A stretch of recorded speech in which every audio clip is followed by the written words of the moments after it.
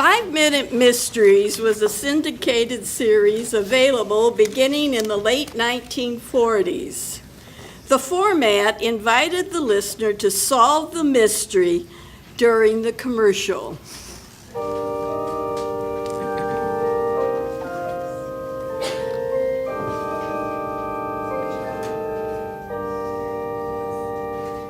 Another 5-minute mystery for you to solve before the end of the program.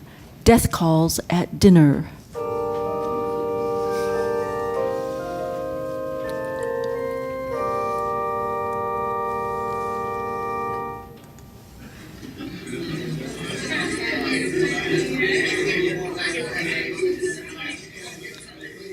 An anniversary party is going on at the Brown household around the corner. One of the guests pauses while eating his dessert. Best lemon pie I ever tasted, Mary. Oh, really? I wish my wife could do as well. It doesn't look as if Sam is appreciating it much, though. Goodness, dear, is my cooking that bad? Sam, your head is practically in your plate. I guess he's fallen asleep, everyone. I'm so sorry. Oh, that's all right. Sam, sit up. Sam, it's dreadful. I'd better shake him. Sam. Great guns, he's dead.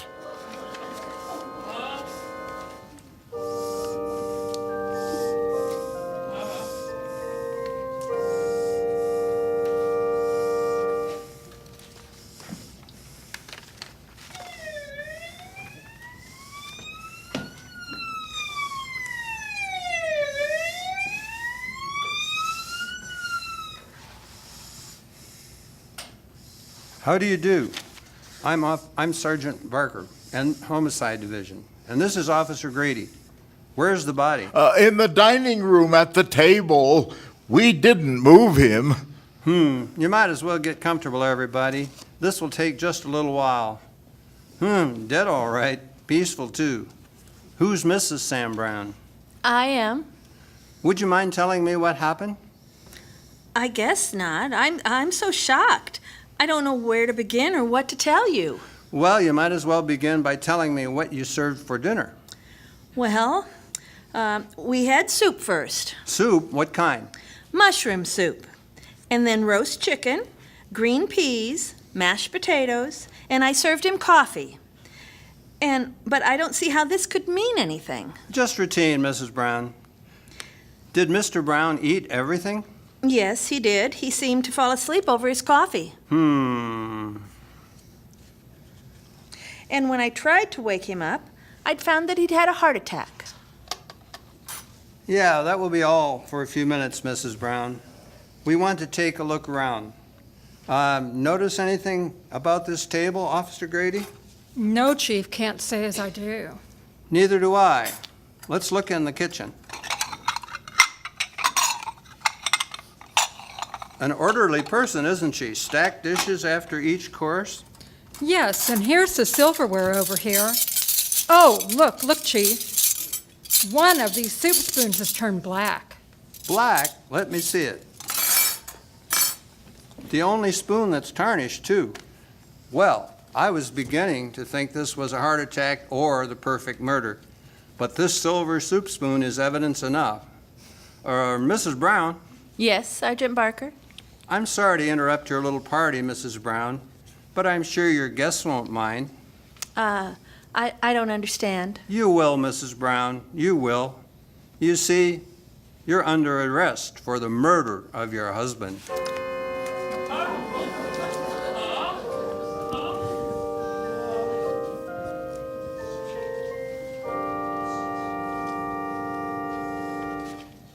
Raise your hand if you know why Sergeant Barker arrested Mrs. Brown for murder.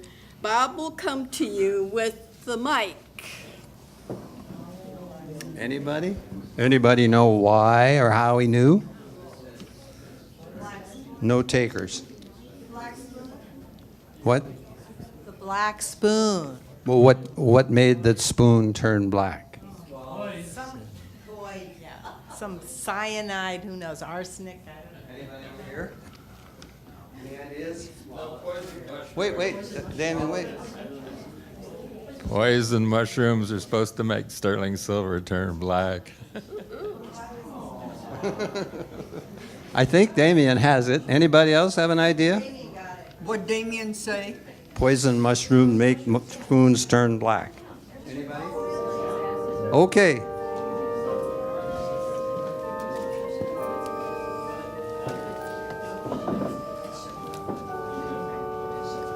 And now, back to our story.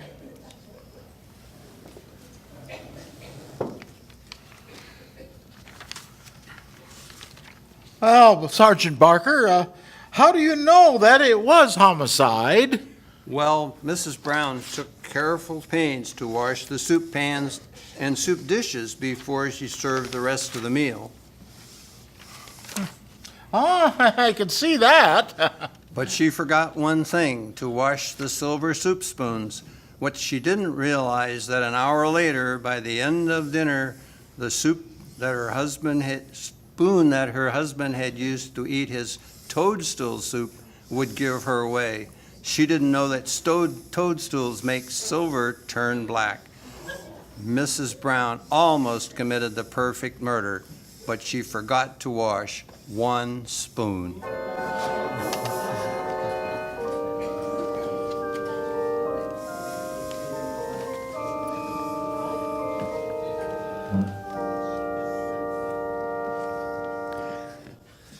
So, for all of the hours of smiles, family, hey, hobo man, hey, dapper Dan, you both got your style, but brother, you're never fully dressed without a smile.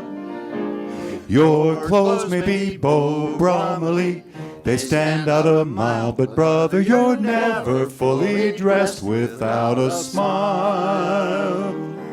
Who cares what you're wearing on Main Street or Saville Row? It's what you wear from ear to ear and not from head to toe that matters.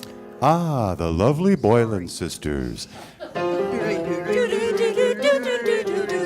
So senator, so janitor, so long for a while, remember you're never fully dressed.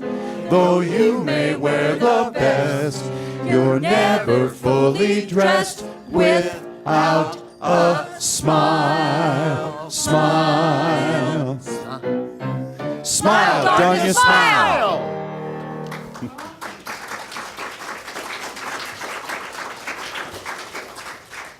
The Signal Oil Program, The Whistler.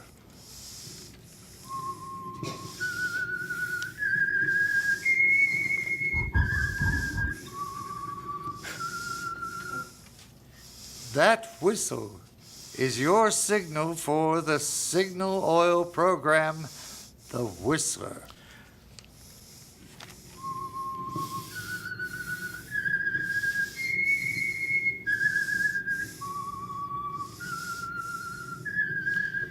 I am the Whistler, and I know many things, for I walk by night. I know many strange tales hidden in the hearts of men and women who have stepped into the shadows. Yes, I know the nameless terrors of which they dare not speak.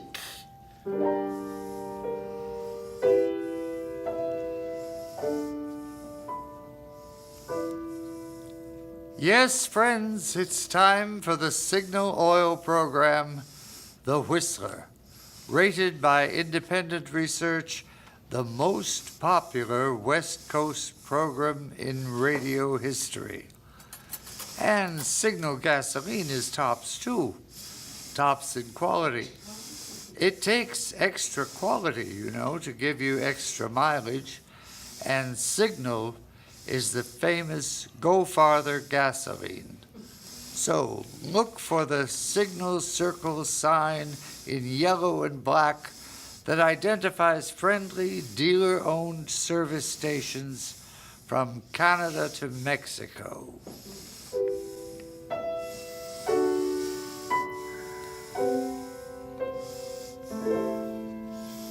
And now, the Whistler's strange story, beyond reasonable doubt.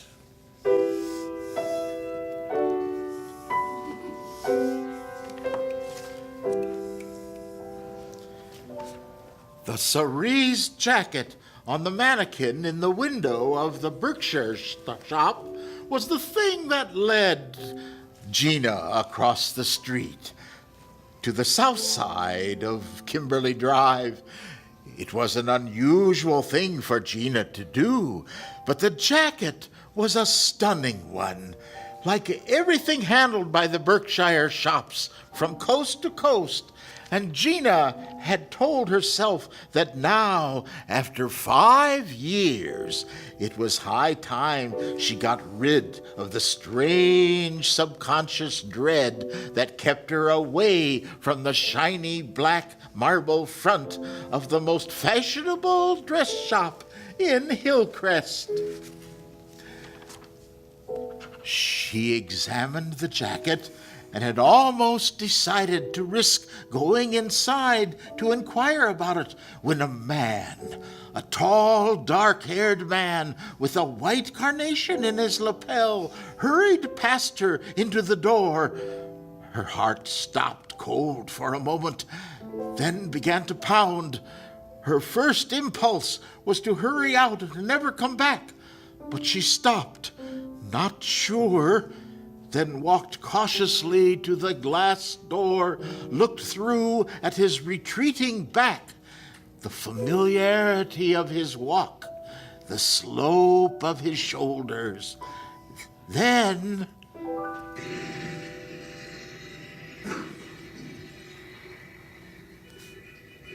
Gina, darling. Oh, hello, Isabel. How wonderful to find you here. Darling, you've got to come help me. You simply got to. I'm a desperate woman. I'm sorry, Isabel. I'm in a hurry and... It won't take you a minute, dear. Come on inside and I'll explain. Please, dear. I told you I can't. I simply have to run along. Oh, come on now. It's time you got acquainted with the Berkshire shops. And you've got to help me pick out a dress. They're lovely here. But really, What's the matter, Gina? Here you are, one of the best-dressed women in Hillcrest, yet you avoid the Berkshire like the plague. Have you got something against him? I've just been too busy to worry much about clothes. Rubbish. Look at you now. Like you stepped out of a bandbox. Black and white. That lovely black and white bag, where did you get it? Oh, Stillman's this morning. It's a beautiful bag. How you managed to find those things? In we go now. I can't stay long, really. Will only be a minute. I'll meet you at the elevator, dear. I want to speak to the clerk at the glove counter for a moment.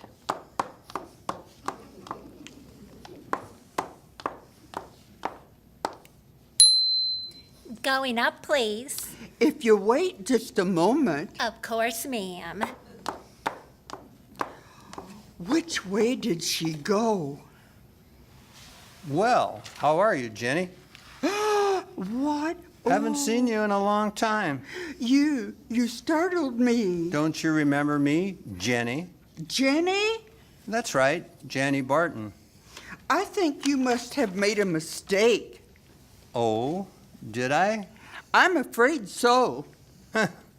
I'm very sorry. A clerk? Yes? You saw the woman I came in with, the lady in the blue crepe? Why, yes, ma'am. When she comes back, would you tell her I've gone home, please? I don't feel well.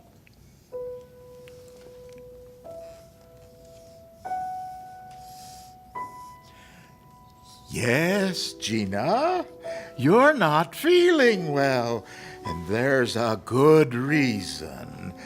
The tall, thin-faced man with the white carnation, handsome in a cruel sort of way.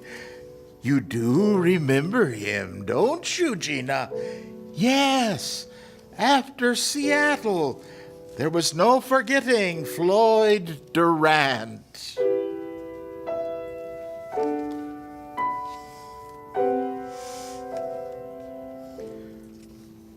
All afternoon, you kept telling yourself you brought it off, that Floyd Durant would decide he made a mistake, that Jenny Barton of Seattle and Gina Crane of Hillcrest are two different people. Just an unpleasant incident, Gina, not worth mentioning to anyone, least of all to Clinton Crane, your husband. Well, Gina, did you have a pleasant day? Why, yes, Clinton, quite pleasant. I went shopping. Oh. Isabel and I, she was looking for a dress. Gina, I wish you wouldn't see so much of Isabel. Oh, she's harmless, dear, And awfully stupid. I know, Clinton, but somehow I couldn't help myself. You could tell her you're busy. She wouldn't take no for an answer. Well, it's a cruel way to put it, I suppose. But you and I are going to have to be careful of the company we keep from now on. Why is that? At the last committee meeting, my name came up for state senator. After that Brooks affair, they'll go over the next candidate with a fine-tooth comb. But after all, Isabel... I know. Just keep it in mind, darling.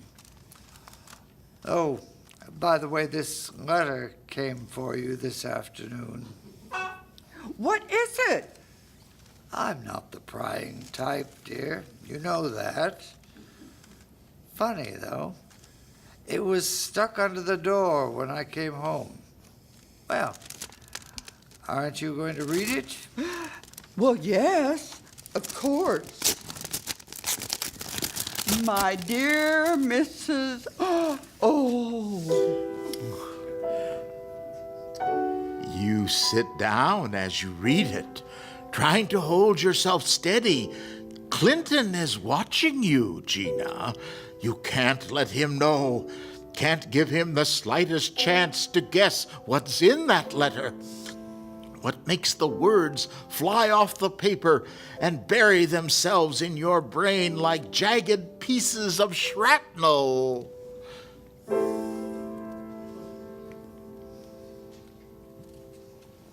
June 14th. My dear Mrs. Crane, apparently you don't remember me, Floyd Durant, but I remember you, Jenny. I remember you very well. I know when you read this, you'll wish I were dead because of our strange association while I was a store detective at the Berkshire shop in Seattle. I'm staying at a boarding house, 217 Pine Street, 3rd floor rear. If you'd like to talk over old times, drop around tonight at 9 o'clock and bring your checkbook with you. That is, unless you'd like me to have my conversation with someone else, your husband, for example, or the police.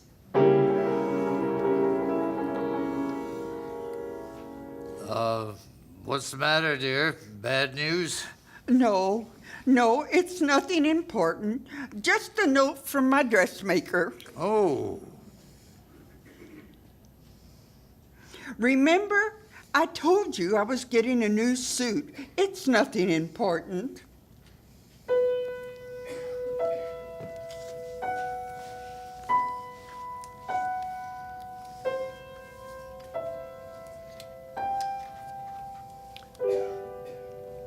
With the prologue of Beyond Reasonable Doubt, Signal Oil brings you another strange story by the Whistler. But now I want to tell you about a product that's so fine, 97% of the persons now using it say they will be back for more. I'm talking about Lee tires, featured by Signal service stations throughout the West, from Canada to Mexico. And no wonder drivers like Lee tires. For 45 years, Lee of Conshohocken has made only the finest of first-line tires. And today's Lees, with their patented double-life rayon cord construction, are 25% better than pre-war. Safer, easier riding, longer wearing. What's more, your Signal dealer can arrange easy credit terms on new Lee tires, and he'll give you a generous trade-in on your old tires. So why keep on taking chances on those smooth, tired-out old tires that can cause serious accidents and spoil your driving fun? Stop by your Signal or service station and have your Signal dealer look over your present tires. You will be surprised how little it will cost to drive out on fine new Lee tires. Now, back to the Whistler.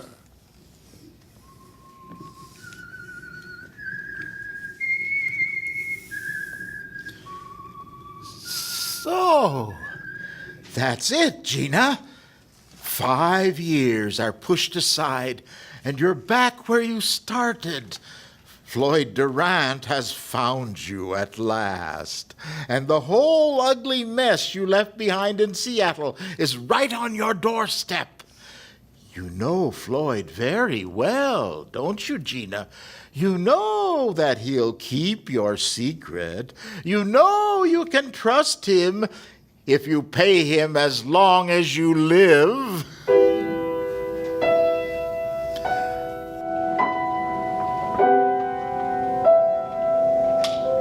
Luckily, Clinton is due tonight at a political meeting. And shortly after he leaves, you pull your car out of the garage. The letter with Floyd's address on it tucked away safely in your bag. 217 Pine Street, 3rd floor rear.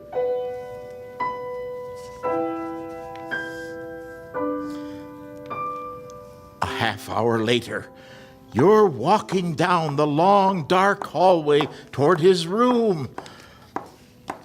But as you raise your hand to knock, something stops you. I don't care anymore, Floyd. I tell you I don't care. Nothing matters now. You can do as you please, but don't come running back to me. I'm all through. Oh, excuse me, I'm sorry. I didn't mean to push you. Certainly. Well, Jenny, I've been expecting you. I've come to tell you I can't. No such word as can't. Close that door. Your friend seems to be a little upset. Temperament. Barbara's a very unstable girl, not like you, Jenny. You were always took everything in stride. Like a drink? No, thanks. I'll have one.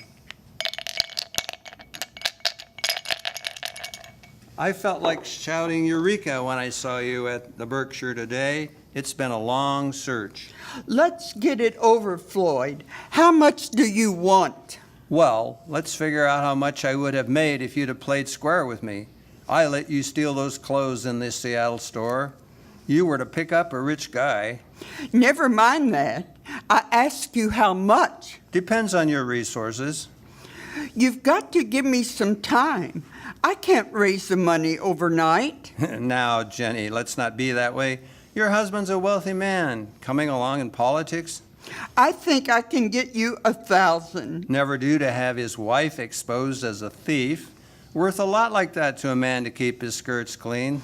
I said I can raise 1,000, Floyd. Is that enough? No. How about 10? I couldn't possibly. Clinton gives me a weekly allowance and balances my bank statement. Listen, Jenny, I've covered for you. It wasn't easy. I played it stupid, but not anymore. No cheap little shop girl can play me for a sucker twice. You're in it as much as I am. You're just as crooked. Careful, Jenny, you talk pretty big for a thief. I won't let you run my life, Floyd. I won't let you do it. No? I'll stop you. I swear I'll stop you. There's only one way you can do it, Jenny. I just told you how. Think it over for a minute, eh?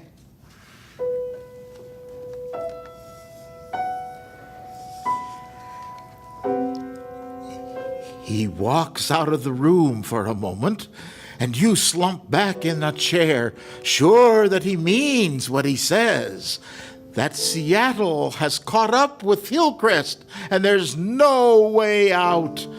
Then, only a split second before he comes back, your eye strikes something on the table next to your chair.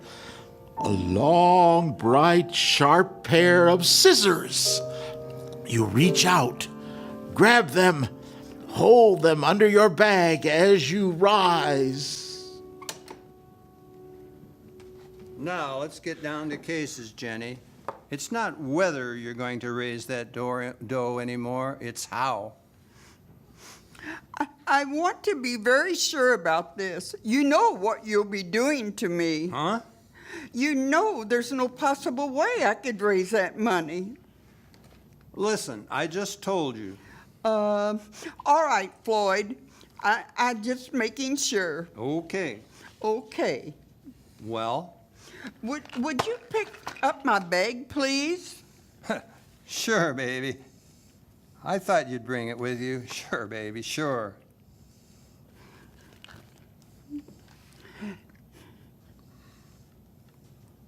You decided.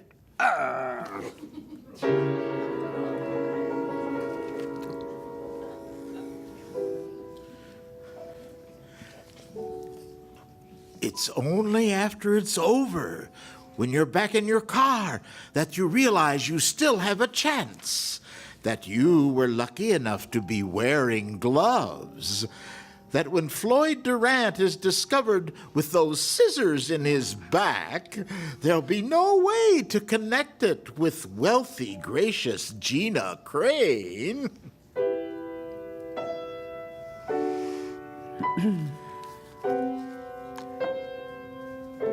There's no sleep for you tonight, of course, and by morning your mind is dull, your eyes heavy as you sit across the table from Clinton at breakfast, looking at the back of his paper. More coffee, dear? No, thanks. Another murder last night. What? Yes, for once, thank heaven, the police are on their toes. You mean they know who did it? Yes, a woman. Could I see it, Clinton?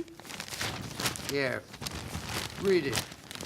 A store detective from one of the downtown shops was stabbed with a pair of scissors. It was bound to have been a woman. They haven't decided who it was? Her name's there. Barbara something or other. She followed him down from Seattle. There it is. Barbara Arnold. They've arrested her? This morning. Oh. What's the matter? Nothing. I just hate to hear about these things, Clinton. So much crime and... There'll be less of it when I get elected to office. And by the way, I'd better be getting to my office right now. Things are beginning to hum down there with nominations coming up. Clinton, darling, you know the Parkers are at Yosemite? Yes. They want me to join them for a few weeks. Now, Gina, you know that's out of the question. I'm tied up with the committee right now, and... I mean, couldn't I run up alone? Would you like to? Would you mind? Well, I suppose not. When do you want to go? Right away, Clinton, today.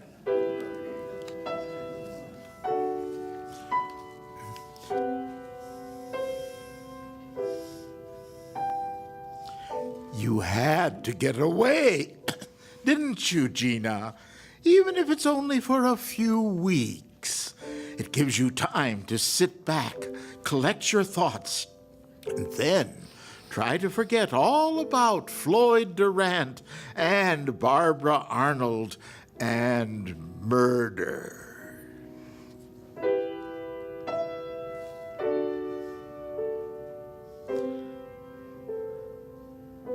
Somehow, by the time you return from Yosemite, you have almost managed to forget. At least your mind is made up that no matter what happens to the girl they've arrested, you're not going to interfere. Most important of all, Clinton must never know.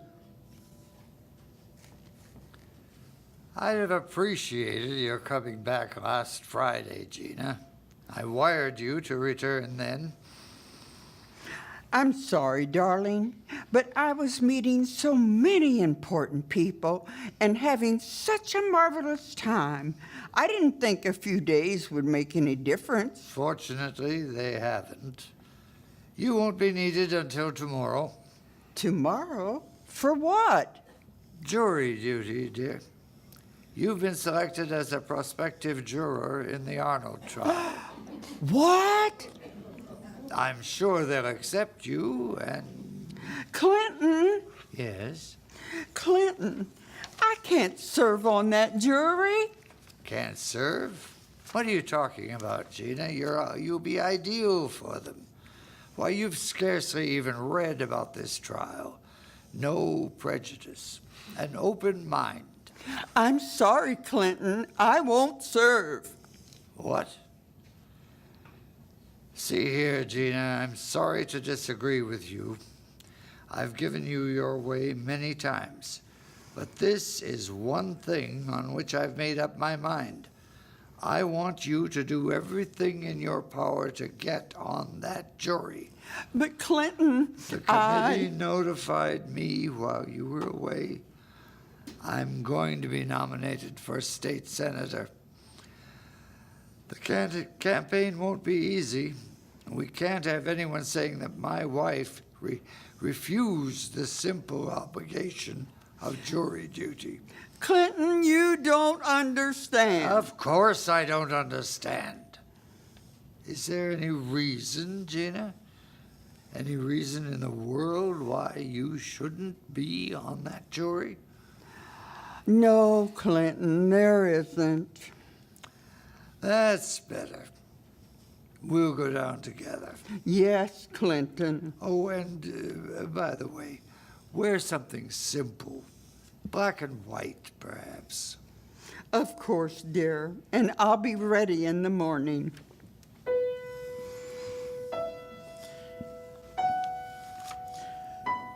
You never expected anything like this, did you, Gina? All night, and the next morning, driving down to the courthouse with Clinton, your mind is struggling for a way out. But there doesn't seem to be one. All you can do is pray that Barbara Arnold, the girl you ran into outside Floyd's room, will fail to recognize you.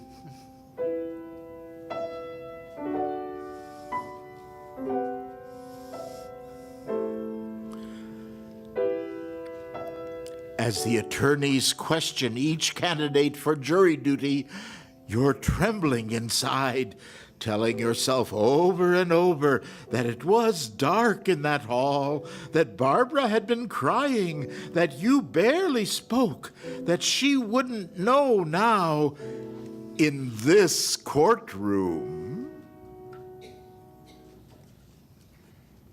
And you're sure, Mrs. Crane, that you can approach this trial with an open mind, that you haven't reached any decision on the basis of what you've heard or read in the newspapers?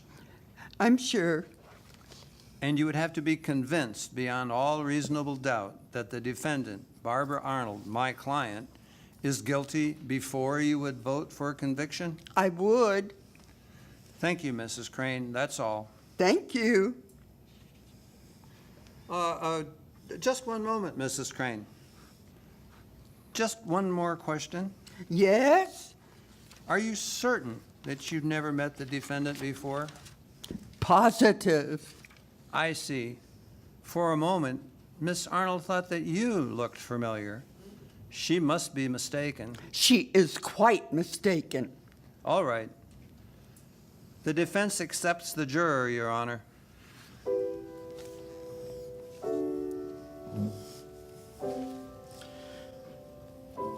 Well, Gina, you're on the jury, sitting in judgment as the state tries Barbara Arnold for the murder you committed.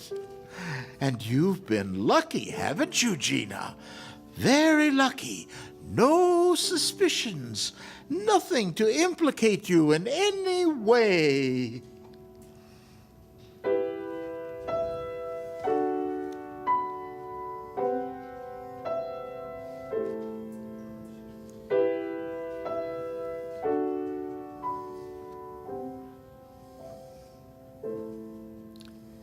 And the prosecution will prove beyond reasonable doubt that this girl sitting here in front of you, weeping as her attorney has carefully instructed her, did with malice aforethought and hatred in her heart murder Floyd Durant.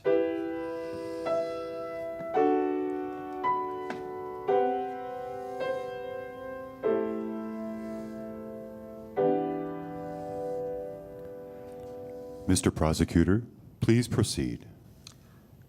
Are you positive, Mr. Jackson, that the defendant is the person you heard threaten Mr. Durant on the evening of June 14th? Well, I can't be sure of the voice, but I did hear him quarreling, and he called her Barbara. Oh, he called her Barbara. Yes, I heard that all right. And what time was this quarrel? About 8:30, I guess. My wife and I were going out to the movies, and we heard the girl sobbing and yelling. And what were the words she used, as near as you can remember? She said, "I'm going to get even, Floyd. I don't care what happens." But I didn't mean that I was going to kill him. I didn't mean that. Order, order.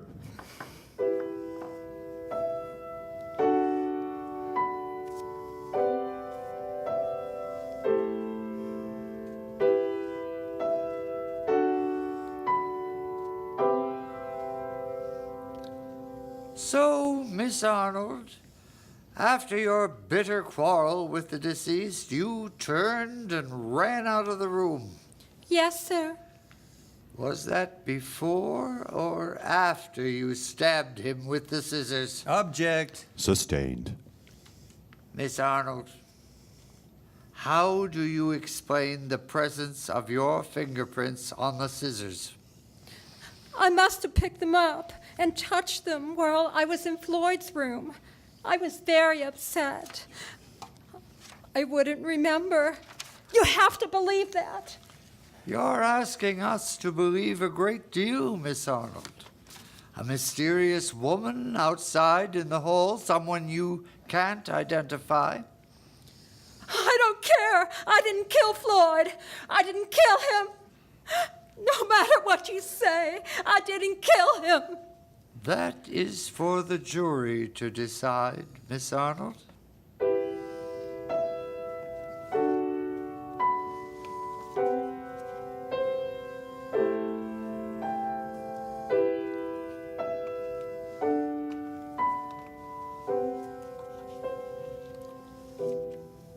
Ladies and gentlemen of the jury, the attorney for the defense insists that you must find this girl, this murderess, innocent, as long as you hold any doubts to her guilt.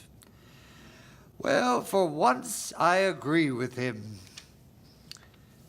But There is no doubt. She quarreled with Durant. She admits that. She threatened him. She admits that. The only thing she doesn't admit is that she killed him. She doesn't have to admit that. Her fingerprints are on the weapon. There you are, ladies and gentlemen. Motive, opportunity, and evidence.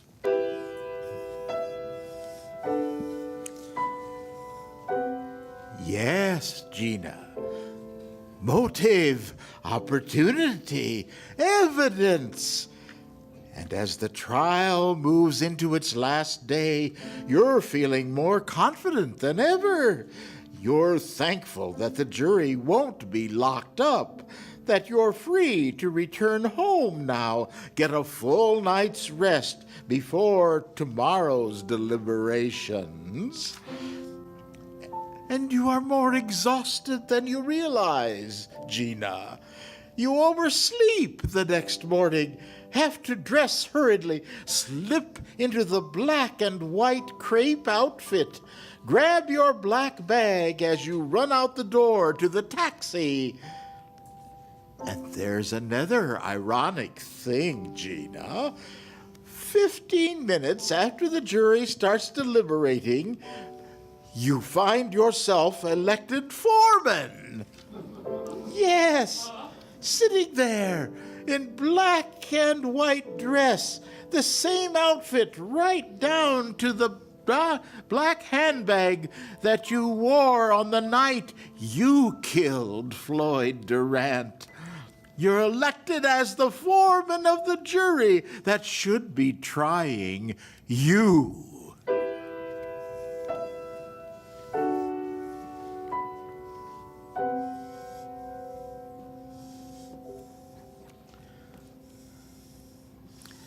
Five, 6, 7, 8.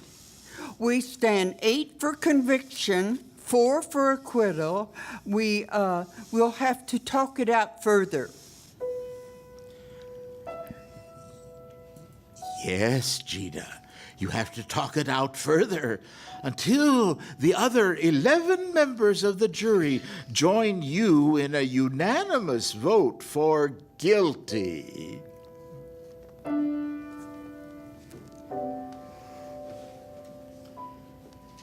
But Mrs. Crane, I still don't see why, if it was premeditated, that she would use scissors. I should think. It's a woman's weapon. I thought of that too, Mrs. Adamson. You don't believe, then, that there's anything to the claim about a mystery woman? None at all. I think that's the weakest argument they presented. I agree with Mrs. Crane. That's just a trick. Right. They're not giving us credit for good sense.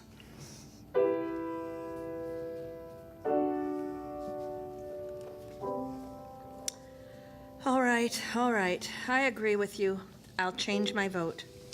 Very good. Then we're all agreed? Yes, here, Mrs. Crane. Write it down. Write down our verdict.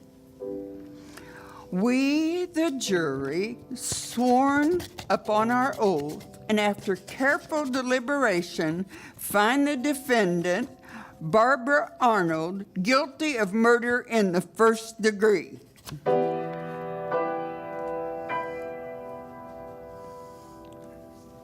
The Whistler will return in just a moment with the strange ending to tonight's story.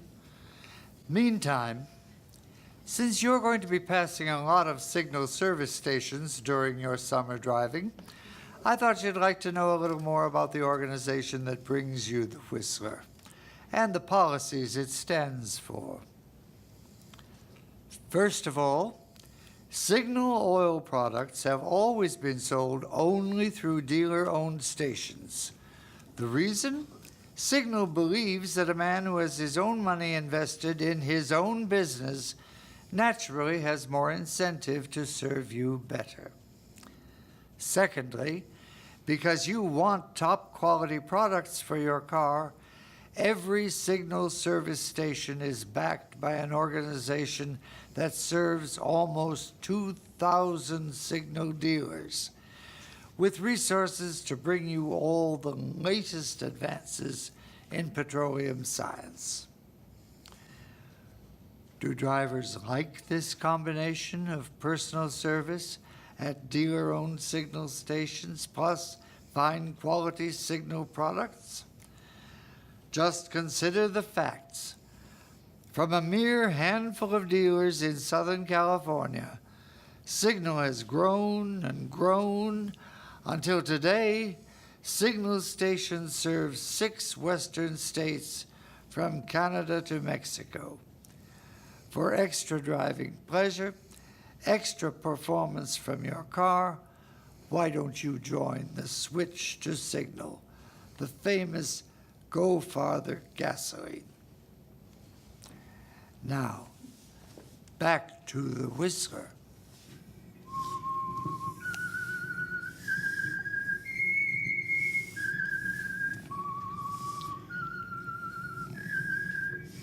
Well, Gina, you put it over.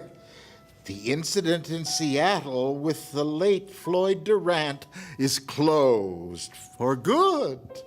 The letter from the past, the one he wrote to you, is something that you can forget because Barbara Arnold is about to be condemned for Floyd's murder. Clinton will never know the truth now, will he, Gina? All he'll have is praise for the way you conducted yourself in serving as foreman of the jury that should have been trying you.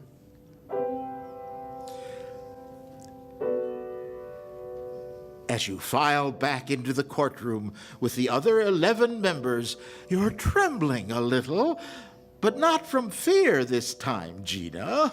No, it's because you're thrilled, excited, because everyone in the room is looking at you, waiting for the verdict.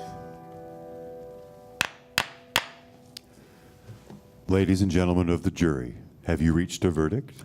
We have, Your Honor. We find the defendant. No, Mrs. Crane. As jury foreman, you will please hand the verdict to the clerk. She will read it. Oh, yes, of course. I had the envelope right here. I must have dropped it. You put it in your purse, Mrs. Crane. I watched you. Oh, yes. Thank you. I'm sorry. I don't seem to find it. We women keep so many things in our pocketbook. Wait, here it is. This must be it. Very well, Mrs. Crane. Hand the envelope to the clerk.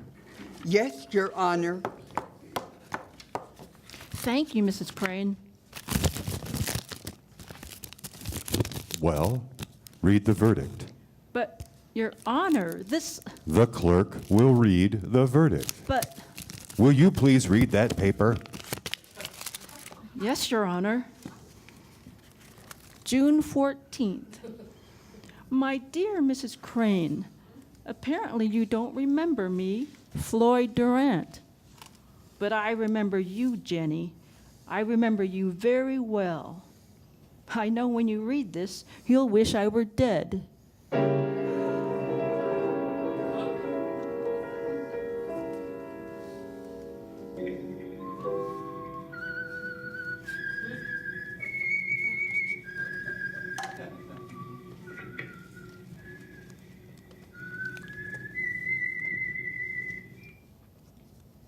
Let that whistle be your signal for the Signal Oil program, The Whistler, each Wednesday night at this same time, brought to you by the Signal Oil Company, marketers of Signal gasoline and motor oil and fine quality automotive accessories.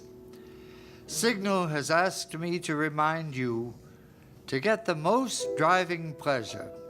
Drive at sensible speeds, be courteous, and obey traffic regulations. It may save a life, possibly your own.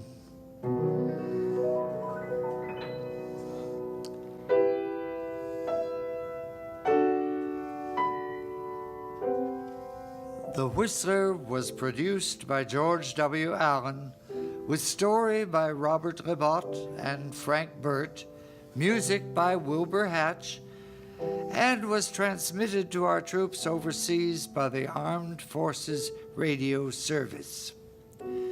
This is CBS, the Columbia Broadcasting System.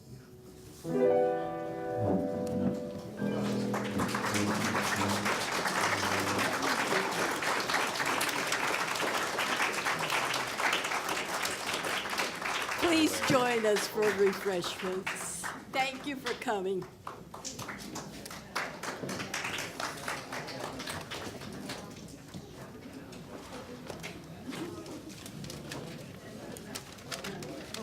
That was broadcast 70 years ago. There's about. So it was broadcast 70 years ago. How many? 70. 1947. Are we breaking down right away? That's going I to kind wonder of who brought casually Signal start. Oil Yeah. Company out. Hey, man. How you doing? Yeah. Real gavel.